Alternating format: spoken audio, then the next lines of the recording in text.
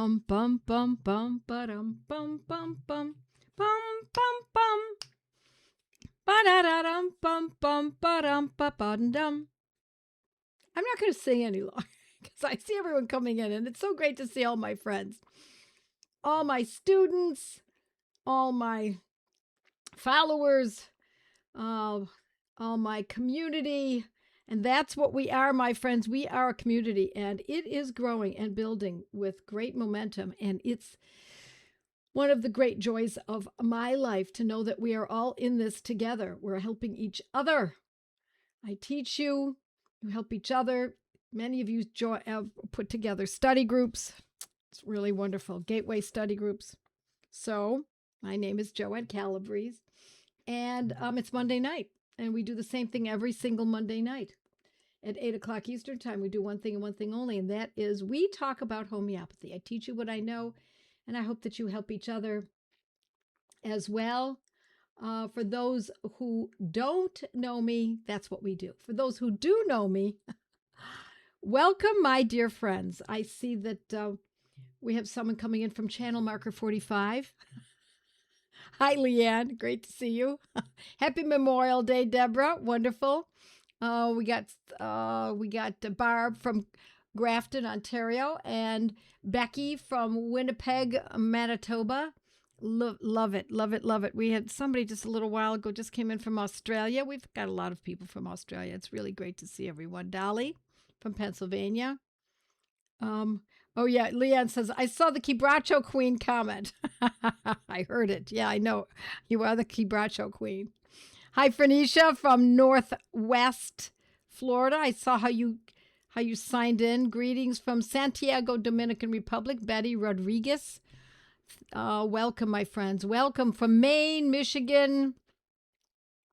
Let's see, Ohio, Illinois, California, Georgia. There's the channel marker, Leanne. Sierra Vista, Arizona. Hi, Michelle. Hi, New York City. Wonderful to see you all. Great, let's talk. You know, this is a subject I wanted to go over because I go a lot by what people tell me on social media, what they want to learn. I also like to discuss things that I hear about, even on the street, when I'm at a grocery store or something and someone talks to me, oh, menopause or perimenopause, oh, it's so awful, whatever it might be. Now, I did a menopause and kind of overall perimenopause, a premenstrual syndrome, all of that back in about 3 months ago. So I urge you to take a look at that. What was that date? This is May. I think it was only March. And so you might want to take a look at that. And the focus of that discussion that night was sepia. So I know I've already done this. I'm going to talk about sepia tonight, but I'm going to talk about a couple of others as well. And I want you to kind of chime in and bring in your 2 cents. Those things that I've taught you in the academy or in my feminopathy course, for those of you who have taken that. But I want to do it because I think here's the reason. Women are generally, even though Harry may be showing up soon, or Bob, women are the reason that we do this, because women are the ones who take care of their families. We consider it, those of us who are here, those of you who are here, I think we consider it our duty. This is what we're supposed to do. It's an extension of mothering, that we should know how to treat our families, and so we need that care as well. So I want to make sure that you've got it down pat, and that if you don't, that you have some avenues to take, because perimenopause is a big deal. It's not something, by the way, that was identified until more recently. And some people say it's because, they weren't studying women. I have to tell you, I disagree. I think that any doctor worth his or her weight in salt would have noticed that women in their late 40s and 50s, early 50s, all were having very similar conditions. I don't think they were unaware of it. I just think it got worse. And I do think that part of the problem, that the reason that it got worse, is diet. I just heard the other night, This was from Dr. Anthony Chafee, who I follow, who said that the kale became very popular in the 1990s, did he say? I remember foisting it upon my family. And the way the industry put it together, a kale industry, really? Well, somebody was pushing it because all of a sudden it showed up in New York, Manhattan restaurants. It showed up in women's articles, and kale was everywhere. It's probably not a very good food for us to eat. I gave up on kale many years ago. My husband complained so much. But I think that we women have been so hyper-focused on eating salad, because we're worried about weight, not realizing that really is not a very good food to depend on. Listen, I love a good salad as much as anyone else, but it's not a food we want to depend on. I think we need animal protein, and I think that is instrumental in helping women get through peri and menopause and post, and many other female conditions, particularly if there's heavy bleeding and cramping, etc. The magnesium is needed. There's so many nutrients that are found in meat that can't be found anywhere else.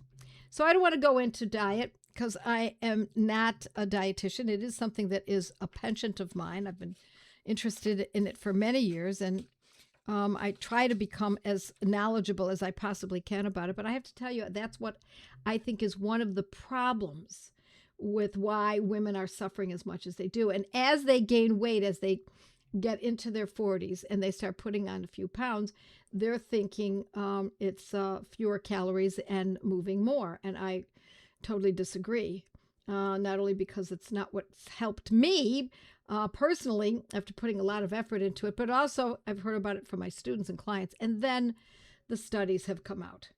So I don't want to go too deeply in that, but I do want women to start thinking about eating eggs. Yep, and sausages, and then lunch is not a salad, my friends. Oh, maybe a little bit, but really get to the beef, get to the lamb burgers, etc. So let's put that aside, and let's talk about one of our main medicines. And I talked about this a few months ago when I taught about sepia, and that is one of our main medicines. So I want to mention that again because it is the foundation of perimenopause, menopause, post, etc., and a lot of female conditions. Now, I have to tell a little story. I don't remember if I told this story when I met last time, a couple months ago, regarding this subject. But when I was studying homeopathy back in the 80s with some friends of mine, we were studying classical homeopathy. It was the only thing that was available. And so we were just all having our babies around that time. In fact, at that point, I had only one child. And all my friends had maybe one or two children. And we heard about this doctor, I believe he was in Rochester, New York. We were in Buffalo. And this doctor was not using modern medicine any longer. He was using homeopathy. And so it was fascinating because everyone who went to go see him, many of my friends went. And then there were kind of other groups of homeopaths in other towns that we were in connection with, that we connected to. And they were all going to see this doctor. And everyone came back with the same remedy. And we thought, that's ridiculous. You can't give the same remedy to different people. You can't choose a remedy based on a specific condition. No. That's not homeopathy. But everyone who reported had gone to see him came back and reported that they were greatly improved. And it just so happened that he used sepia for so many of these women because we were all in the same boat. We were all having babies. And whether it was fatigue or it was anxiety, or it was headaches, or whether it was premenstrual syndrome or it was irritability or back pain or whatever it might have been, because we were all in the same boat, everyone was getting sepia and all of them were being helped. So I'm going to start with that. Okay, friends, let's start with sepia. And when we use sepia, generally, when we're using it in this fashion, we use a 200C. And how often In general, we use it every 3 days. Now, we could use it once a week. Sepia once a week is great for people who have headaches, especially women. But I say people because it could easily be for a man. Oh, interesting. Geo says, I use sepia and I felt it discolored my forehead skin. Yes, because sepia is intended to take care of melasma, to remove melasma. So if that happened, it's one of two things. Either it was the wrong medicine and it proved, it definitely was sepia though, there was no doubt about it. Or it was the right medicine and only we would only know that if you told us that, it helped with all these other conditions. But that's what it did, is it darkened the melasma on my, the cafe au lait stains on my face, and that is very estrogen oriented. And then you could also use another medicine to remove that if the sepia was acting. But if it didn't act for all the conditions or the conditions that you went to it for, then we know that it was absolutely the wrong medicine. Yeah, that'll happen. Yeah, because medicines will prove. What does that mean? Medicines you will get the conditions that the medicines are intended to correct if you've chosen incorrectly, if you've used the wrong medicine. All righty, let's see what we've got here. It's flipping up. Collagen is all the rage now, it seems. Would bioplasma work as a homeopathic alternative to collagen? You know what? I don't think of it that way. That's very interesting. As a possibility that bioplasma is great. But I got to tell you, I think one of the best ideas for collagen is to eat it. I mean, not in powder form necessarily. Just eat meat. Make bone stocks.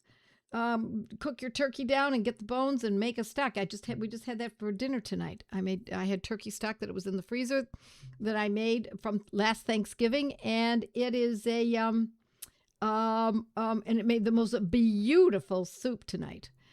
All righty. So which medicine would reverse it? Well, I need to know more than that, Gio. I'm sorry, but we need to know, did it help you?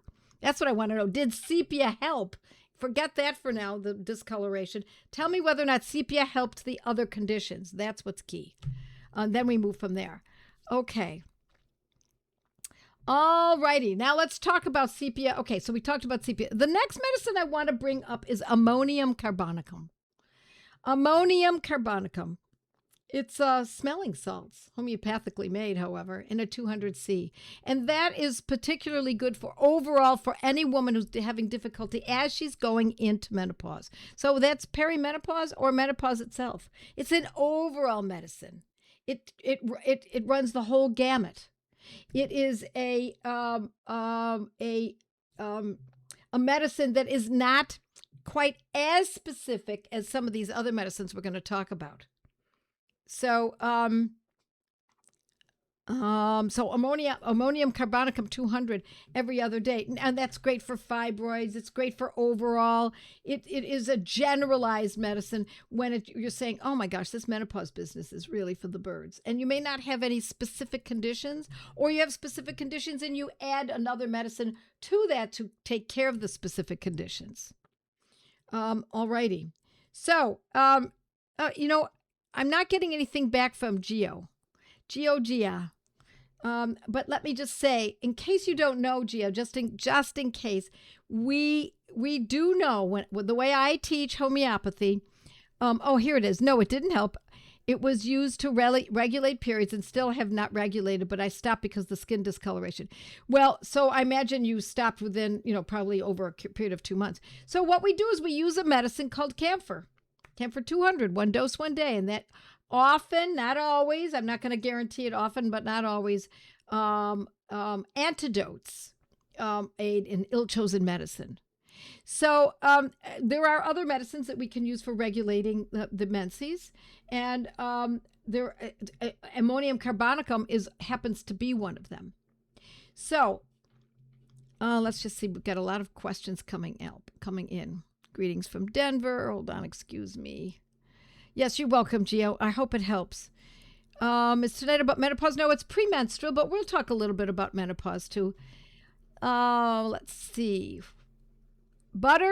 Beef, butter, and eggs, says Leanne. Yeah, that's where we get our collagen. Beef, butter, and eggs.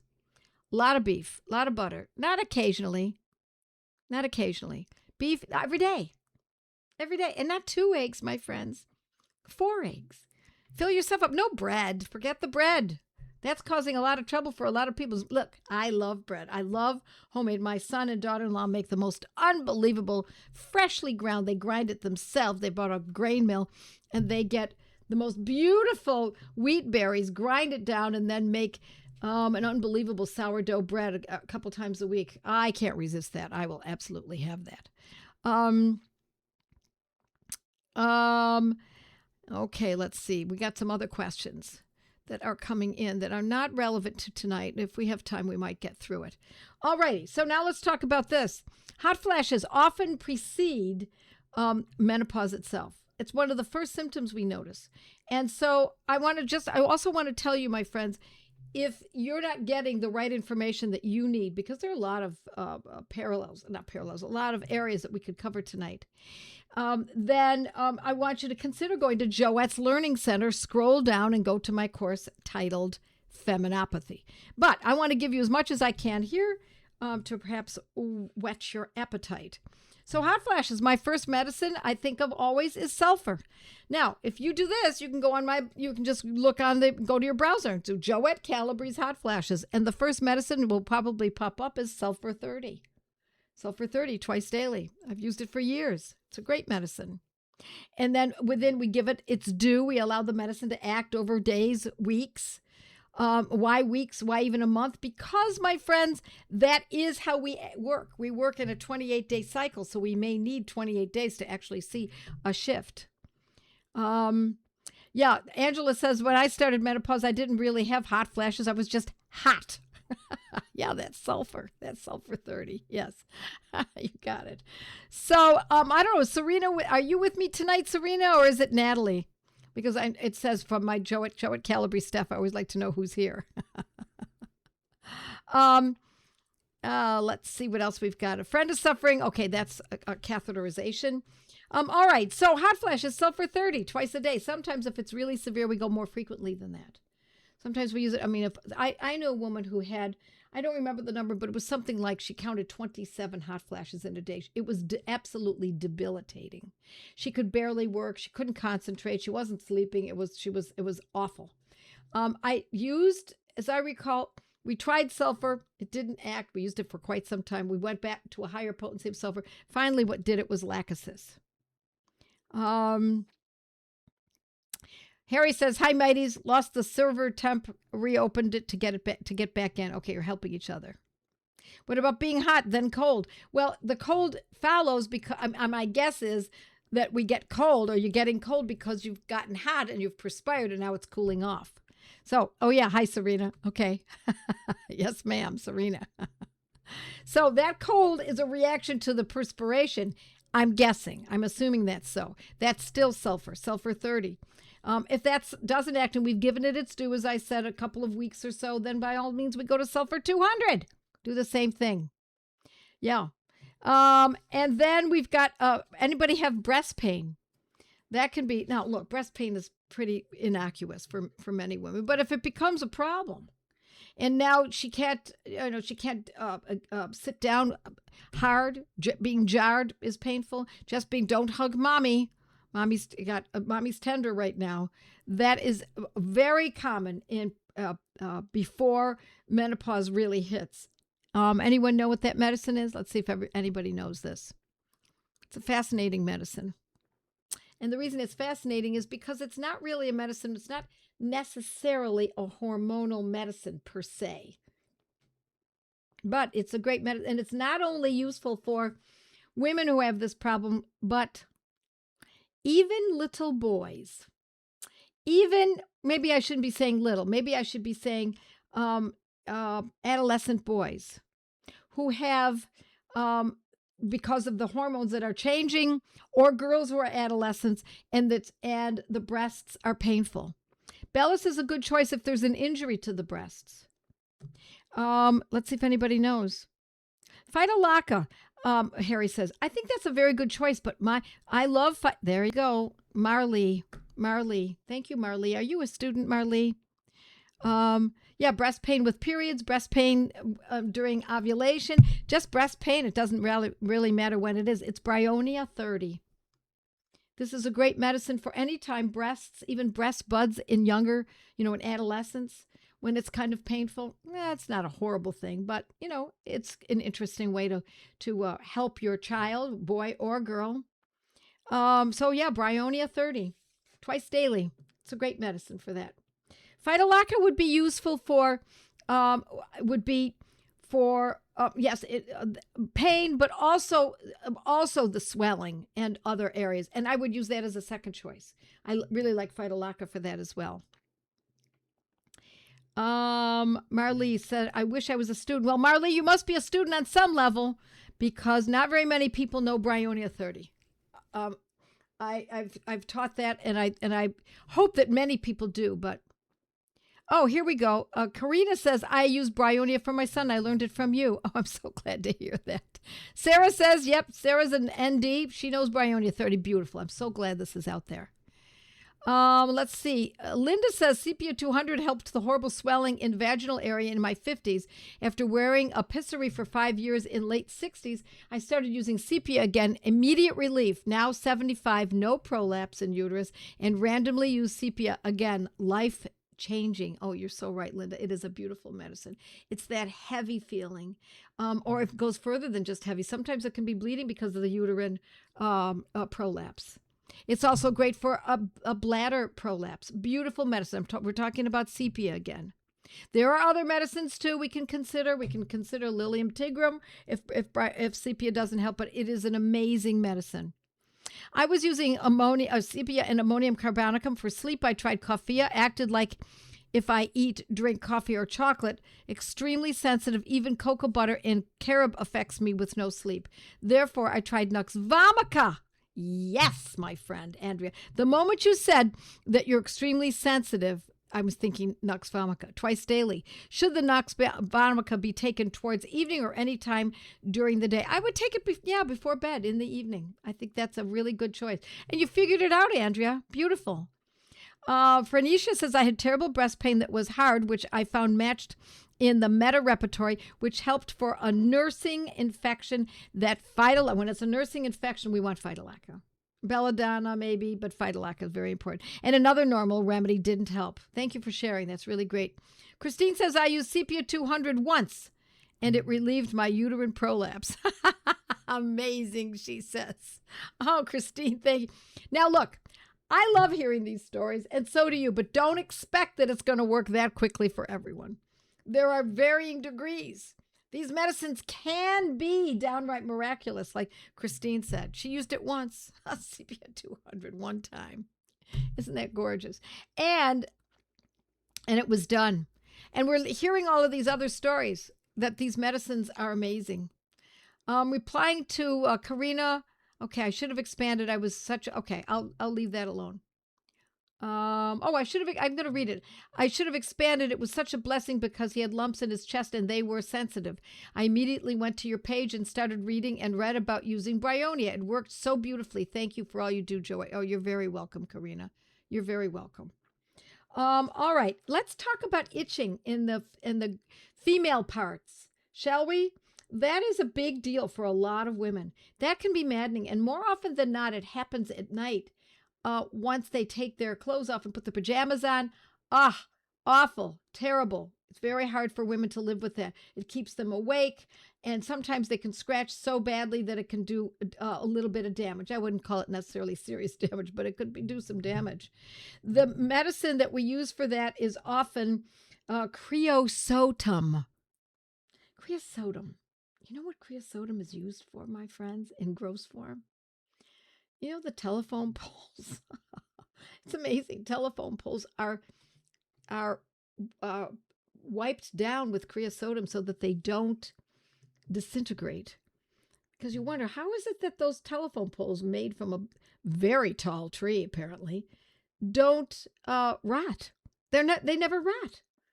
Well, they paint them down with creosotum. Not homeopathic, mind you. It's the gross form. And so some intelligent homeopath, I'm afraid I don't know who that was, determined that caustic substance that they use to protect wood, when used homeopathically, that means it's diluted 200 times to the 100th power. with nothing else added, could be a remedy that's specific for itching, and especially in that area. Creosotum is spelled with a K. Yeah, Serena. Well, Janet, I think you're right. I wonder if the itching is from bleach agents in toilet tissue. It could be. It could be. And so we always want to be careful of something like that. And maybe you want to use a bidet. Maybe you don't want to use toilet paper that has been bleached. I mean, it's amazing how we trust toilet paper. How do we know? How do we know that it's clean, that it's not tainted? So I do love the bidet idea. Andrea says, I'm using sepia and ammonium carbonicum for sleep. Oh, I read that already. Okay, let's go to something else here.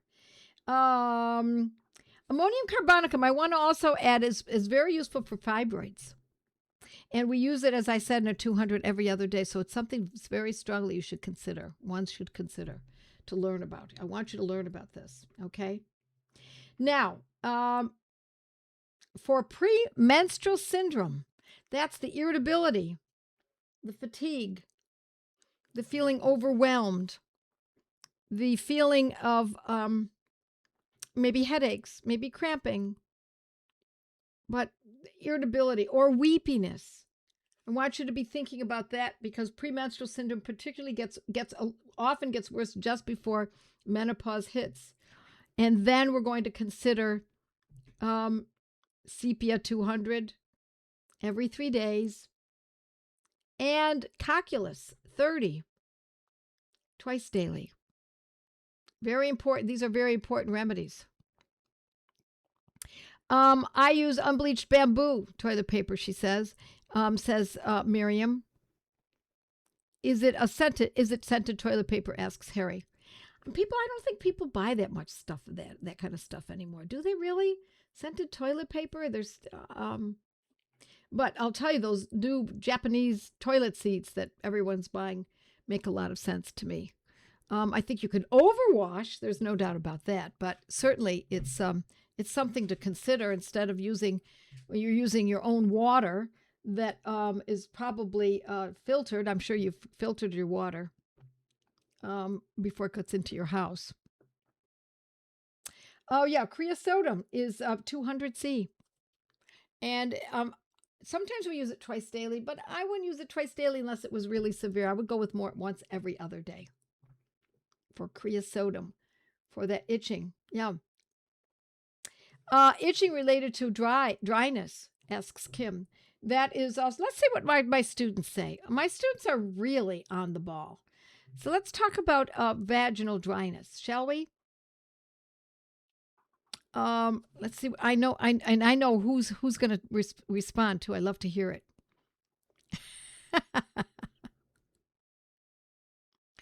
Oh my gosh, Andrea says, we have a brand in Australia here named of toilet paper. Who gives a crap? No dyes or nasties. Do you guys have it? No, we do not have it. And I don't think it's in Canada either. Isabel says yes. We have it. Wow.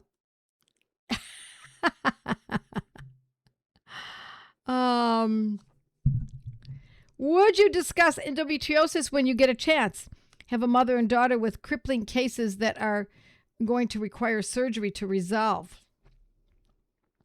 Yeah, I will talk. I'm not going to talk about that tonight. I don't want to get too deep in the weeds, but if you go to Joette's Learning Center and scroll down to joetteslearningcenter.com and then scroll down to feminopathy, it's exactly what I talk about.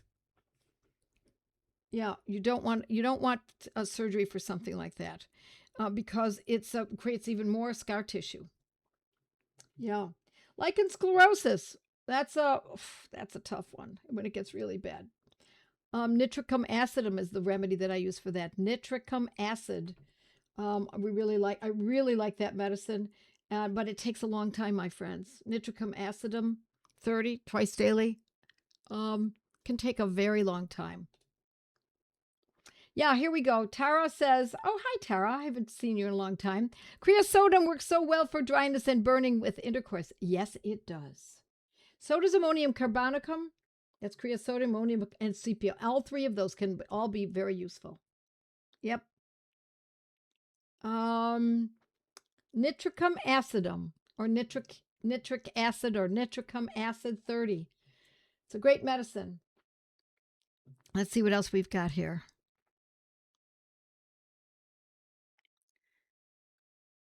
Let's see. It's flipping. It flips so quickly. Yeah, nitric acid is for lichen sclerosis. And vaginally, especially. That can be really awful. And let me also say, anytime we see an inflammation, my friends, do reconsider the diet. Listen, many people can get away with eating toast, bread, crackers, biscuits, pasta. If you can get away with it, great. But if you are suffering, my friends, my goodness, change the diet immediately and give it at least 3 months.